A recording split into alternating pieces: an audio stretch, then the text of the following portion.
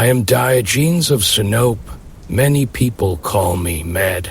They laugh when they see me walking barefoot through the crowded streets of Athens. They whisper when I pass by. Children point their fingers and mock the old man who sleeps in a large jar instead of a house. But I do not blame them. How could they understand a life that rejects everything they spend their lives chasing? Wealth, comfort, status, reputation. All the things that people call success are nothing but chains. Most men spend their entire lives building those chains, and then they proudly wear them. I chose something different. I chose freedom. The city of endless desire, Athens, is a beautiful city. Marble temples rise toward the sky. Philosophers argue in the squares. Merchants shout their prices in the market. Everywhere you look, there is movement. But if you observe carefully, you will see something else. Desire. Man rushing through the market hoping to earn more coins. Politicians speaking loudly so that the crowd will admire them. Poets dreaming of fame and applause. Even philosophers, those who claim to seek wisdom, often seek admiration instead. I watched this for years, and the more I watched, the clearer one truth became: most people are not free. They are slaves to things they believe they need. My teacher long before I became the man people now mock in the streets. I searched for answers. During that search, I encountered the teachings of a strange philosopher named Diogenes. He taught something radical. He said that virtue is the only true good. Everything else, wealth, fame, luxury, is meaningless. At first, I did not fully understand, but the idea stayed with me. What if happiness has nothing to do with possessions? What if freedom begins when you stop needing things? These questions changed my life. Letting go one by one, I began to remove unnecessary things from my life. Clothes, furniture, comforts. Each object I removed made me feel lighter. People around me thought I was becoming poor, but I felt richer than ever. One day I carried a wooden cup to drink water. Later I saw a boy kneel by a fountain and drink with his hands. I looked at my cup and left. This child had already discovered something that I had not. I threw the cup away. Why carry something that nature has already given us?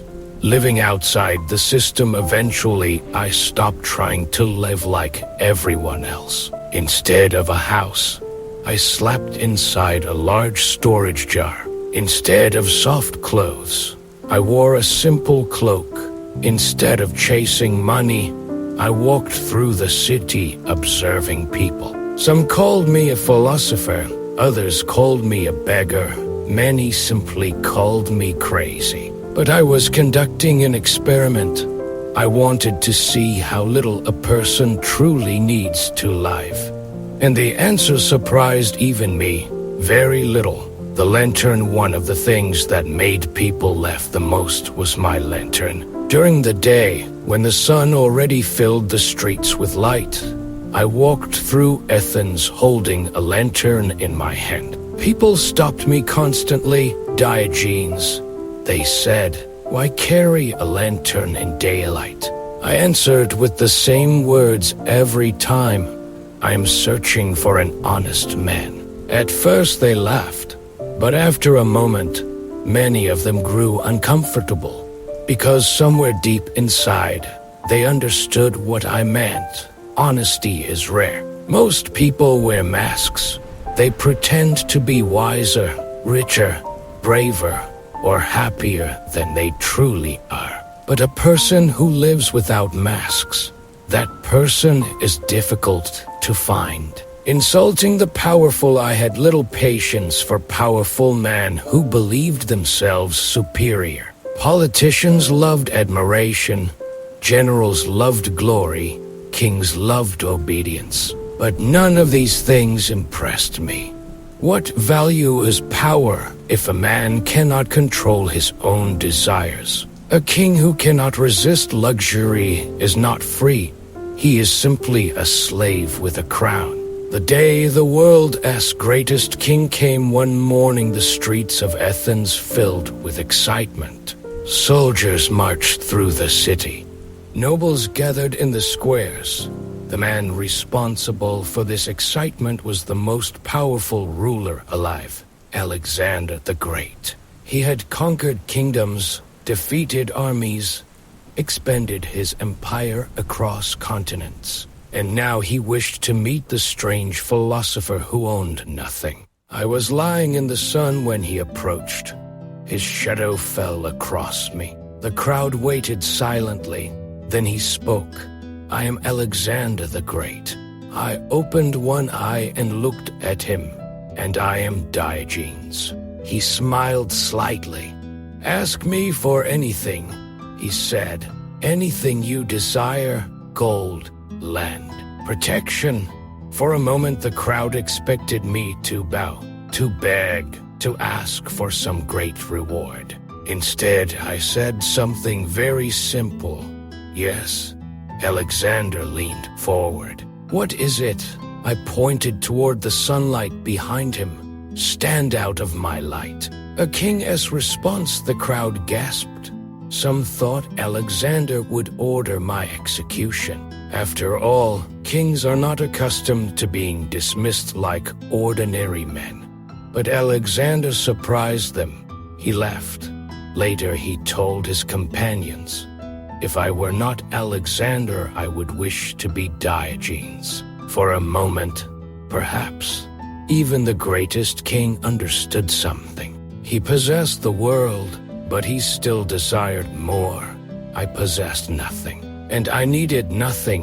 Which of us was truly richer? What freedom means, many people misunderstand my life. They believe I chose poverty, but poverty is when you want things you cannot have. I removed my desires. That is something very different. A man who needs little cannot be controlled. You cannot bribe him with wealth. You cannot threaten him with poverty. He stands outside the system of fear and desire. That is true freedom. The madness of society, people still call me mad, but look carefully at the world. Men spend their lives working for wealth they rarely enjoy.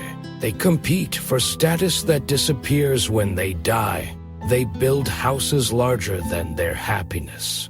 And yet they think the man sleeping in a jar is the crazy one. Perhaps madness is simply seeing the world differently. My final lesson: if you wish to be rich, reduce your desires. If you wish to be powerful, learn to control yourself. If you wish to be free, stop needing the approval of others. These lessons are simple, but they are difficult to live. That is why so few people follow them. I am Diogenes, the man who owned nothing, and because of that the whole world belonged to me.